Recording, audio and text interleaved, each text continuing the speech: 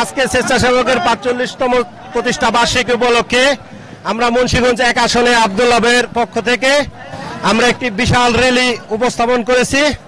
তাই আমি সকলকে বলবো যে আমাদের যেন এই প্রতিষ্ঠা বার্ষিকী সফল হয় এবং সকলে মিলে সফল করে, সেই শুভকামনা করে আগামী বাংলাদেশ অবশ্যই বেগম খালেদা জিয়ার হাত ধরে, দেশনায়ক তারেক রহমানের হাত ধরে এগিয়ে যাবে ইনশাল্লাহ।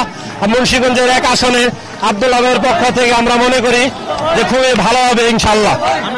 আমার নাম মোহাম্মদ সাদ্দাম হোসেন, বারাইখালী ইউনিয়নের আহ্বায়ক, শ্রীনগর উপজেলা, মুন্সিগঞ্জ।